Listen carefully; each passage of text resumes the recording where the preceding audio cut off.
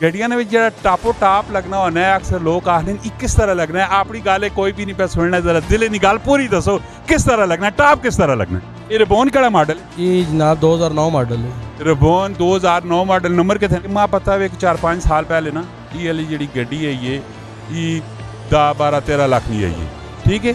तो ये एकदम इन्होंने रेट अप होने की वजह की हुई।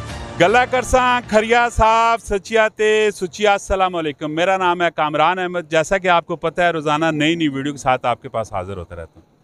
माशाल्लाह जी, इस टाइम मैं मौजूद हूँ टेक्सला में। टेक्सला में हर संडे को यहाँ पे गाड़ियों का एतवार बाज़ार लगता है।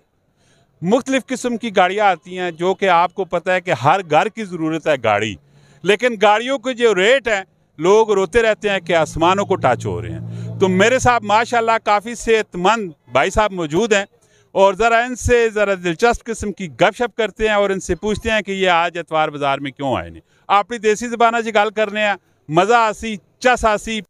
वीडियो वेखियो तो कमेंट सैक्शन में अपनी राय जरूर देनी है। जी अस्सलाम वालेकुम। वालेकुम सलाम जी भाई। जनाब ना की वे? शाहिद इकबाल ने। शायद भाई गड्डियां ना कम करने हो, खरीदने आए हो, बेचने आए हो, क्यों आए हो? कम करने ही, खरीदा फरोख्त ना।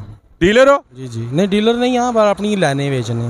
अपना शोरूम है? जी जी शोरूम में तो यानी कि एक तरह ने डीलर ही हो गए हो ना? हाँ नहीं जी, बिल्कुल। तो ये दसो कि पहले एक टेक्निकली क्वेश्चन तो सकल मैं पूछना, एक गड्डियां ने जो टापो टाप लगना होना है, अक्सर लोग आखते हैं किस तरह लगना है। अपनी गल कोई भी नहीं पे सुनना, जरा दिल की गल पूरी दसो किस तरह लगना है, टाप किस तरह लगना है। बस लोग लाने ना जी टाप। की लाने का कार क्यों है? ये लोगों जेड़े लाने तो ना पता उसी नहीं। डेफिनेटली देखो, मैं गड्डियां ने जब कि काम ना करना वा, मैं होर फील्ड ना काम करना, उस फील्ड ने उतार चढ़ाओ ना माँ पता वे। सेम इसी तरह तुसा भी अपने उतार चढ़ाओ ना तुसा डेफिनेटली। लेकिन अगर किसी बंदे फायदा हो ना तुसा नहीं इस गला चो, तो डेफिनेटली उसका कोई नुकसान नहीं होना है। कि कोई टेक्निकली ऐसी कोई नसीहत ला दो, कोई ऐसा मशवरा चाह दो कि जिस विचों जेड़े मासूम किस्म के लोग होने, जेड़े अनजान किस्म के लोग होने, उन्हें फायदा हो जुले, तो कोई इस तरह ना मशवरा दो। बस जी टाप शाप नहीं लाना चाहिए ना, जायज़ काम करो, अपना लाल मजदूरी लो। टाप अगर कोई लाना भी है तो किस तरह लाना है, उसका की तरीका कार क्यों? मामला तय कर लेना है ना, या मालिक नाल तय कर लेना है भाई कितने नहीं देसो इस उत्ते मैं मजदूरी कर लवा। यानी कि सौदा जड़ा वो आपस में टोकन ना, बिल्कुल। अच्छा, सौदा जिस टाइम टुका वेचना है तो उस बाद एक फॉर एग्जांपल गड्डी है, वो वाली गड्डी की मार्केट वैल्यू है 13 लाख रुपया, तो मालके नाल जिसकी गड्डी होनी है, जेड़े मैं समझा पाया मालकी जी गड्डी होनी है 13 लाख नहीं तो उसका टोकन है जी 12 लाख रुपया तुझा देसा, अगे वो 14 लाख रुपया देना। इसी तरह होने उस विच आया कि जड़ा खरीदार है उसका की करना चाहिए? नुकसान होना है ना, जो महंगी चीज़ परचेज करना है फिर विकनी नहीं होना है। जड़ा खरीदार है उसका टेक्निकली की करना चाहिए कि उसका कोई ऐसा दसो, कोई ऐसी पतली गली दसो। बस वो सोच समझ के काम करे, मार्केट चेक करे, उसने नाल गड्डियाँ चेक करे किस वैल्यू नहीं उस हिसाब नाल काम करे। तुसी चलो ठीक है, तुसा जितना कुछ दसट है तो ज़्यादा तो मैं ही ना दसट हो सी, ते तुसी नहीं दसना चाहते, कोई ऐसा मसला नहीं। मैं दसो कि इस टाइम तुसा कोल गड्डियां केड़ियां? मेरे को रिबोन है, वो होंडा वे। ये रिबोन केड़ा मॉडल है? ये जनाब 2009 मॉडल है।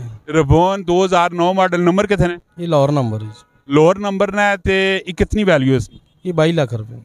22 लाख रुपये। ये कितने टाइम तो, हालांकि मैं पता है कि 4-5 साल पहले ना ये वाली जी गड्डी है ये 10-12-13 लाख नहीं है ये, ठीक है। तो ये एकदम इन्होंने रेट अप होने की वजह की हुई?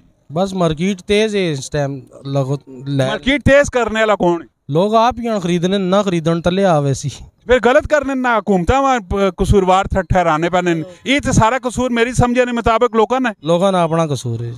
तुसी बस देख सुन के काम करो जनाब, महंगी चीज़ ना परचेज करो। वो जिसने महंगी चीज़ परचेज डेफिनेटली फिर उस हिसाब से आगे करके महंगी देने, बड़ी महंगी हो जानी। दुनिया गड्डियां भी रेट निकल आना है, एक बंदा लेना है वो आना है मैं भाई नहीं लई है, तो वो तो दबावी नहीं देना ना, वो तो सूते ही दोबारा देसी। यानी कि इस तरह सारा तो बेहतरीन हाल ही है कि सोच समझ के हमेशा सस्ता सौदा करना चाहिए। करो ऐसे बोलो ना, माइक होते बोलो। सोच समझ परचेजिंग करो, मार्केट चेक करके करो, बेहतर दोस्त को मशवरा ले लो। अच्छा, कागजानी जांच पड़ताल नहीं होते, दसो कागजानी किस तरह जांच पड़ताल होनी चाहिए? कागज एक्साइज तो चेक करा लो ना जी, एक्साइज काउंटर बने पे जाके गाड़ी चेक करा लो। एक्साइज काउंटर केड़ी जगह? इस्लामाबाद बने, पिंडी बने, जगह जगह ते हैं। अच्छा यानी कि उतो जांच पड़ताल हो जानी इंशाल्लाह। उसकी कोई फीस वगैरह होनी? कोई फीस होनी, कोई तय कर 2-3 हज़ार रुपया लैने, लेकिन वो 2-3 हज़ार रुपया देते हैं बेहतर है। अगर तुसी जिस टाइम भी गड्डी कोई भी परचेज करने हो तो उस मर वो तरीकाकार ही है ये कि कागज़ सारे तुसी पकड़ो और उस तो बाद तुसी इस्लामाबाद चले चलो और तुसी उन्होंने 145 करा लो, किसी बंदे को चेक करा लो, जेड़ा गड्डियां ना काम करना है, अच्छा काम करना है, उसको चेक करा लो। किसी बंदे को चेक कराने ने बजाय तुसी गवर्नमेंट ऑफ पाकिस्तान ने जड़ा अदारा बना पाया उस अदारे च तुसी अगर चेक कराने हो तो सारा तो बेहतर है, क्योंकि तुसी लाख रुपए जोड़ के कमेटियां निकलनियां पैनियां, किस हिसाब से तुसी पैसे जोड़ने हो, आके गड्डी जिस टाइम किन्ने हो गड्डी निकलनी 2 नंबर च नुकसान होना है और तुसा नहीं दिले नहीं आ जी डायरेक्टली भी इन्नी आसमाना होते। लेकिन उस तो पहले अगर थोड़ा जहा तरदद होना है 2-4-5 घंटे ना काम होना है, अगर तुसी 2-4-5 घंटे ला के तुसी अपनी उस डॉक्यूमेंट वेरीफाई करो, गड्डिया बेशक कर गड्डिया तुसी बेशक तुसी बाउंड करके ना टोकन पैना 5-10-20 हज़ार रुपए कागज़ तुसी वेरीफाई करो तो गड्डी किनो। तो इसी तरह माशाल्लाह इन्फॉर्मेटिव दिलचस्प वीडियो असें तुसा को लानियां रहसन ते कमेंट सैक्शन में तुसा भी अपनी राय जरूर देनी। मिलने नैक्सट वीडियो च फी अमानिल्लाह। हुण मेरे ख्याल च इस गड्डी ने कस्टमर भी आए पे ते अपने हिसाब च जरा सौदा शौदा बढ़ा के मिलने नैक्सट वीडियो च। खुदा हाफिज़।